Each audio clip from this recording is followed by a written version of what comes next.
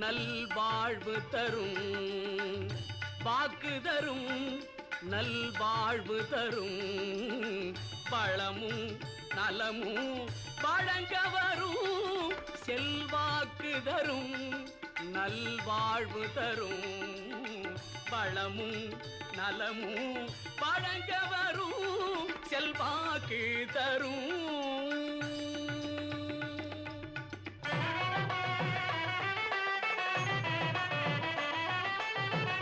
தூக்கிய துதிக்கையே துணை நமக்கு